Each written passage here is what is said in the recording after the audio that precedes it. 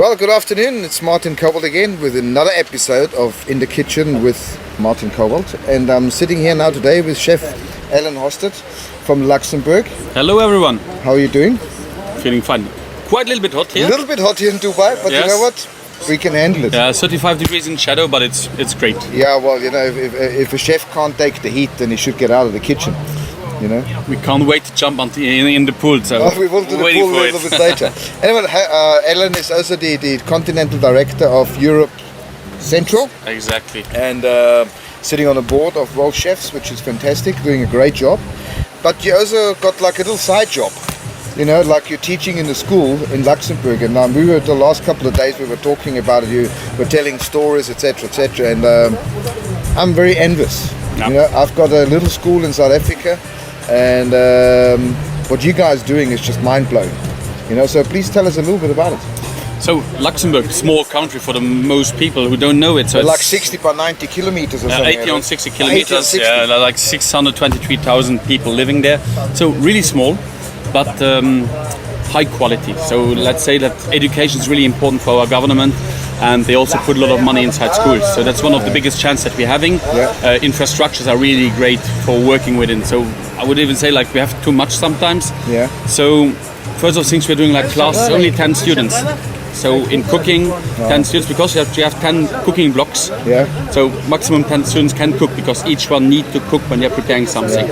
So when they start, for example, first year, they cook for one person, for themselves, and they have to eat it themselves, so that they're also learning. But so some students at home, the parents don't cook anymore. Yeah.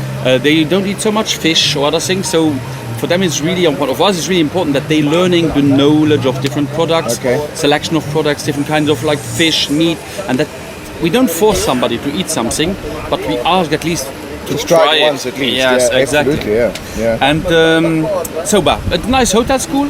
We have like 330 students at the moment running around, from chefs until there's like a BTS, so like a bachelor that you can do while at school for hospitality management. So how long does that course take? So like a normal course is like 3 years and can go until 4 years. So you're doing, for example, the first 3 years, and you get the diploma for being chef and waiter. So it's in one, it's like restaurateur, and then after you can still add 1 year.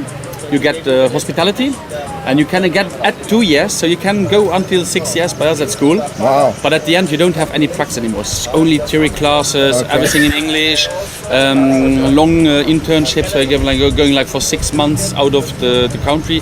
You can go until 1 year and a half, so for doing for the internships. Okay. And then at the end, you have like the diploma of hospitality management, and then you still can continue on even higher schools like Lausanne and such things. But that's then other budget. But no one can pay those chefs then anymore, you know, because they're just highly qualified. I mean, so the normal 3-year course or whatever, you qualify as a chef with a diploma. Exactly. And those courses are all done in French. So this year, also since 2 years, we start now also having English classes. Okay, yeah. So the course is completely done in English. Most of the time, yes, it's 3 years. So first thing you can choose, you can do full time in school. So you're working from you're at school from September until May, and then you do an internship of 10 weeks in a restaurant, in service or kitchen. Then is the other possibility is like you're going like 3 weeks to school, then you're going and working 2 months in a restaurant. Yeah. So it's like I say that it's like a practical. Practical, yeah. Yeah, practical school. You're going out of the school and into the industry. Yeah. Exactly. So doing 10 weeks you're working. 10 weeks you're in school, and the rest of the time you're working in a restaurant. So you can choose. Our school is principal French speaking.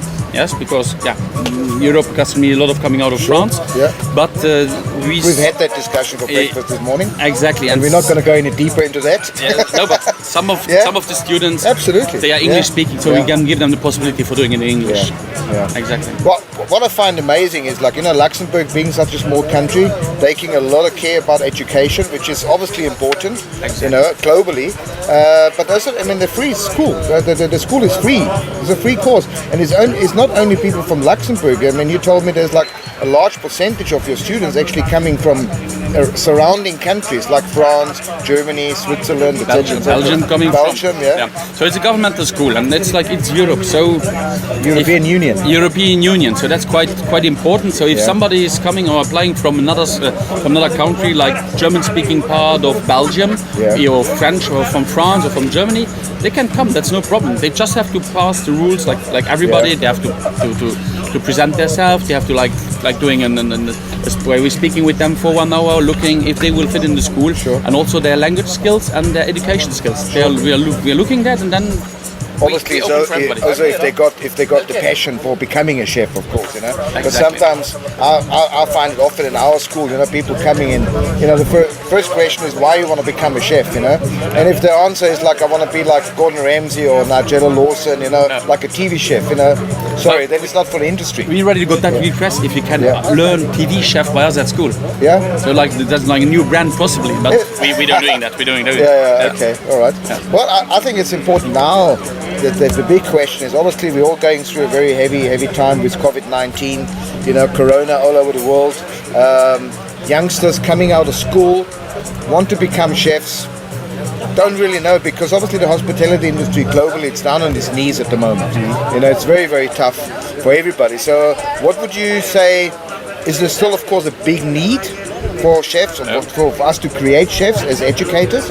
And number one, and number two is, what would you tell a youngster who is like sort of a little bit in the doubt because of the hospitality industry is not doing so well, not looking so rosy, whatever? Would you still advise them to go for that industry if that's what they want to do? But history showed us Europe already had nearly 2 wars. But gastronomy and the hospitality industry was always coming back. Yes, something really important. Each moment in life we have food and we have serve. We're going in a restaurant for a wedding, we're going in a restaurant for somebody's in a newborn, we're going for an anniversary, we're going for each different kinds, we're going for food and for having drinks with our beloveds together. So that will never die. Sure. What the thing is at the moment, yes, it's a little bit reduced. So what's still happening in Luxembourg and also in Europe, we have the takeaway. So people are supporting the restaurants by buying the food in the restaurant and then eating at home. Okay. So because imagine you have to cook each day. Like you're married, your wife needs to cook each day, and each day it's eating the same and the same and the same. It's not so easy. So, but you also saw like the takeaway. People at the beginning were happy, or the children were happy, like having pasta and pizza. But honestly, takeaway after 1 week or 2 weeks, always pasta and pizza is also not funny. So, and once industry is coming back, it will be different. I'm sure, I'm 100% sure it will be different. But stuff is still needed. There are many restaurants, even now in Luxembourg, who are still opening. So they profit of this situation for opening restaurants. And you also start seeing that the restaurants start hiring more and more staff again now. Because by us, sun is now coming, terrace weather is coming, and we know that the government in all Europe giving the permission to the restaurant to open when the sun is coming. So, and when the sun is coming, what the people want, it's again seeing friends, seeing family, going eat together, passing those moments together in the hospitality, and restaurants are working so. So what you're basically saying, there will always be a need for chefs. Always. Like it proved in the past, you know, history shows us that's what it is. But now, of course, there's a lot of chefs now the last year lost their jobs, and they obviously going to be looking to get their jobs back again, or some of them going into different industry completely. And there's new ones coming up. So what would you advise a young chef to actually get a position once he's qualified? Because there's such a surplus of chefs in the market now with experience, whatever. But there's a youngsters coming up. So is there still a chance for the youngsters to get a job? Because the jobs are minimized, as you say, there will be. You know. So what do they have to do to actually, you know, jump a couple of queues to get on top, to get into the industry? What would they want to have to do? I think the most important is like when it's opening again, everything. What the restaurants are searching are like fresh people. Some of the chefs, you have to imagine, who were working in hospitality, stopped working, were sitting at home, waiting for work. Probably lost some of the skills and of the techniques that they, or the works that they were used to do, and they were sitting at home waiting for something. And the young ones, the students, are there in school. They are still getting education. They are just like hungry to come out and to show what they can do. And we now in our hotel restaurant, we are taking now staff again. So we also searching for young chefs who are hungry to come inside and to give gas. Yeah, to give gas. Yeah, to put petrol. Exactly. Yes. And that's why, if a young one is coming out and his techniques are good and his willing is good for learning and for working, that's what people searching for. Yeah, I think you hit the nail on the head, and I experienced this as well with a couple of chefs I know, where they're like, the pandemic came, they got retrenched or lost their restaurant or whatever. Now they're sitting at home for already nearly a year and watching TV, getting fat, twisting their thumbs, and not really being creative. Yeah. And the danger is for them, number one, not to get a job because they haven't further educated themselves. They become really lazy, and the general public educated themselves very much so. They started cooking more at home. They started baking. Everybody's a specialized baker now. Even every housewife, every houseman or whatever. For the chefs, they haven't furthered their education. They're going to be left behind. So for the youngsters to actually give gas, as you said, put petrol, actually put pressure, and learn, educate. I think this is going to be the solution. You're 100% right. Now, another very exciting project you've got coming as well. We were talking about it the other day. There's the Dubai World Exhibition coming up now, end of this year, and Luxembourg is putting a big stand there. Yeah. And you've been put in charge there to organize it. You've been working on it for like 3 years already, you said? So of course, it was supposed to happen last year already. It's been postponed. I think it's October this year. Exactly. It starts. So, difficult task. Quite not like we have many friends in Dubai running around, so that's one of the first thing. That's one of for the young ones. Start building up your networking because once you're getting out there, you will need the networking. So if you met a chef, ask his business card. Create your own business cards, and when you met somebody, just give it to exchange, because even a student should have a business. Even the students need to have the business. That's what something we do in Buzz at school. We tried our students to get as fast as possible their own business cards. Even if it's just 100. If you get rid of those 100, it will mean you have 100 business cards. Exactly. So when we started doing for the pavilion, for the Luxembourg's pavilion, one of the important things, like Luxembourg decided to put the gastronomy in front. So when you're coming inside the pavilion, you have one big restaurant. And so we combined. So one of the ideas of the government was to give the chance to young chefs. So all the ones who are working inside the pavilion are under 30 years. All the ones who are coming from Luxembourg are under 30 years. Wow. Okay, I belong to the elder ones, but I'm more. But you're the organizer. I'm a little bit more the consulting doing. So we have over 30 students coming. So students coming for 10 weeks, working to Dubai. So from Europe, they're coming here, sleeping here, and working with our chef that was selected. It's Kim Kevin, like a 2 Michelin star chef from Singapore, a Luxembourg chef who had 2 Michelin stars in Singapore. He will do the restaurant together with a local partner, Jumeirah, and. The young ones of Luxembourg, our young chefs from school, will work with him together. Wow. So there will be always like teachers coming with, but the most of the time they're spending like 10, 11 weeks here in Dubai, and they have the opportunity for increasing their skills, visiting pavilions, met other cultures, because I say like Dubai is a hub of different kind of culture that we are not used in Europe most of the time, and so it's for them it's a huge opportunity.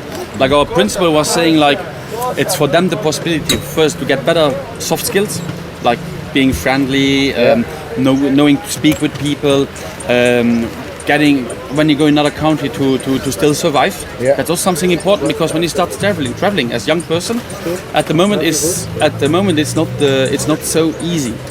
Because when you're starting at the beginning, you're kind of shy, you're a little bit scared, and this is the chance for our students to get this experience. If once they're leaving Luxembourg, it will be 1,000 times more easy for them to settle and to find work and to meet people and to increase their knowledge. Well, it's a lifetime experience for those youngsters, and I envy each and every one of them. And and I'm sure they're going to embrace it completely, because this is something they will remember for the rest of their lives, to have an experience like this, an opportunity just to go to a different country. And like you say, network and just the soft skills, and then also be working with the 2 Michelin star chef at the pavilion, and also working with the Jumeirah group here, which is also high quality 4 or 5 star hotels throughout. I mean, it's just amazing. So that's fantastic. But you've got more jobs, and I'd like to talk a little bit about, you're also the main organizer of the Culinary World Cup in Luxembourg, which happens every 4 years. So you've been doing, I think, the third one you're busy planning now. The fourth now. The fourth now already. Yeah. Just to see that's how old we're getting. Eh? Yes. And I was privileged enough to be at the last one, and it's amazing. I mean, it is a global event. It says I don't know how many teams from all over the world coming, but I'm sure you'll tell us some more. But it is a top class international World Chefs accredited competition. So what's happening in a couple of words? So it's like a couple of sentences I even give you, because it is exciting. The second biggest competition in the world. We have like nearly 82 different nations participating. We have between 4,000 to 4,500 chefs and pastry chefs coming from all over the world. 45,000 different visitors. We're sending 26,000 menus in 5 days. We have 2 restaurants, one restaurant with 500 places and one restaurant with 800 seats. We have national team, youth national teams. We have individual exhibitions of live carving, ice carving, fruit carving. So many things. So many things to visit. And what is quite funny when I travel all over the world, and I showed a picture of this Culinary World Cup. What's like the cup you can win. Yeah. If I go to Singapore, the people know like, that's the Culinary World Cup in Luxembourg. Yeah. So it's like chefs. We are like a big family, and that's one of those meetings where the family is coming together, where we spend some good time together. There's some competition, but there are like good moments. There's exchanging. Again, we are again in 100% networking, and so it's the same. Like all young chefs who has the possibility to take part in one of those big events where World Chefs is involved, like also ICA in Germany or the Expo Gas in Luxembourg, like the big Congress of World Chefs. I just advise going to there, participate if possibly looking with the family or with the associations if it's possible to go there, because to set up a networking it's amazing. Sure. And that's how Expo Gas I slide in. Like there was one of the organizers who unluckily passed away, and I start organizing. So now it's my 4th one. It's a huge event. It's a fantastic event, I think. And now we're in preparation for the next one. So that's normally in 2022. Yeah. In November it will happen. Okay. Let's hope that COVID will be away, but it will be away. Yeah. So November 2022, that's the date. Exactly. In Luxembourg, of course. Exactly. And I'll certainly look forward going there, and I hope we're going to see a lot of chefs there outside of the competitions, but obviously they can participate as well. How can anybody participate in Luxembourg? Does it have to belong obviously to an association? Needs to be a professional chef? Yeah. Just what's the basic criteria to be able to compete in Luxembourg? Depending which competition. So like huge competitions are like national team, youth national team, community catering team. But there you're coming from the association of your county. Yeah. Most of the time you can be affiliated to an association. Yeah. It's possible, but we have also some who just like with food carvers or chocolatiers from France who are in different kind of association, but probably not the principal one. But it's still a kind of networking. So at the end, everybody can participate, depending of the competition that he's selecting and of the skills he can show and the niveau he can show. Let's say like it's a world competition. The skills levels are very high, really high, and we always advise before you participate the first time that you want to show your skills. It's probably the best like to follow it on the internet, looking the pictures what you're seeing, because then you can look where the skills are lying a little bit, or if you have the chance to come compete. Like for example, some national teams. Last edition we could set up 30 national teams and 20 youth national teams. We had the request of 36 nations who wanted to send the youth national team. So what we're making, we advise some teams first time come look, and then you see if you're able with your team for doing it. Yeah. What we're also always doing is like we have the big countries. We all know that some Scandinavian, some Asian countries who are really having big budgets and everything.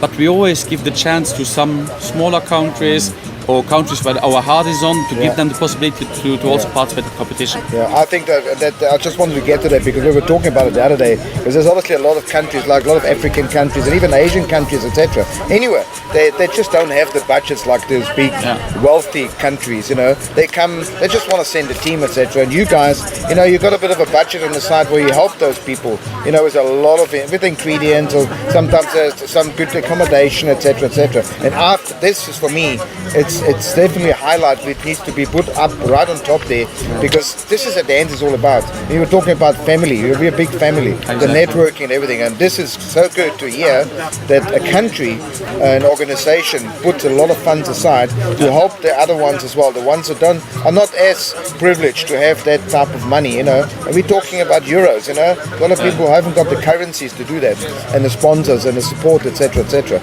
So that's fantastic. Now I'm going to the next one. We've got another one. The food's coming out just now, so we're going to have to go judging just now again. Exactly. But I see there's pasta going on that table. Pasta's still okay. They just so we're still okay. So we can still have a few minutes. So no stress. So obviously you at the school at home, and then of course you got a wife, and your wife is also in the hospitality industry. So again, another big family. Same as me. My wife's a chef. My son's a sommelier. My daughter is a pastry chef. And your wife is running a hotel. She's got her own hotel. Yeah. And you said you're working sometimes for her in the hotel in the kitchen, and so it's separate thing. You keep it separate, which is a very clever thing, I would say. Very clever.